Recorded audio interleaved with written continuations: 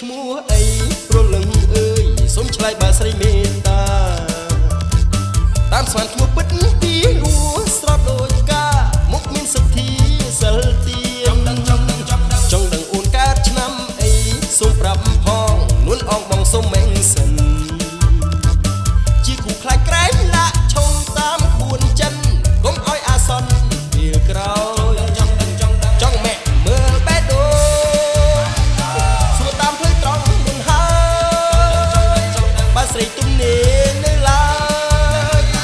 សូមមេត្តាឆ្លើយណាពើ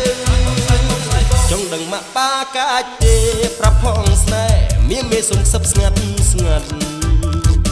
អូនថាគាត់កាច់លើខ្លាអូ my god អូនបងឈងហើយឡាឡា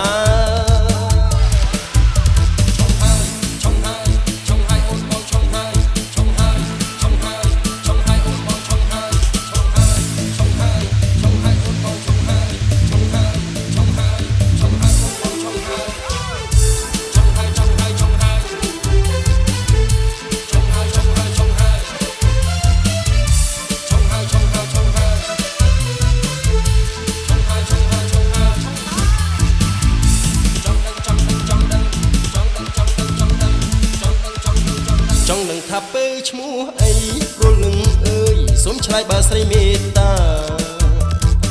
តាមស្មានឈ្មោះពិតពីរស់ស្រស់ដូចកាមុខមានសទ្ធាសិលទានណាចង់ដឹងអូនកើតឆ្នាំអីសូមប្រាប់ផងនួនអងបងសូមមេងសិនជាគូខ្លាចក្រែងលាក់ឆុងតាមក្បួនចិនកុំឲ្យអាសន្នពេលក្រោយចង់មេមើលបេះដូង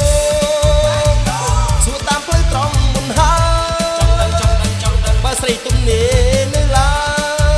យសូមមេត្តាឆ្លើយណាពើ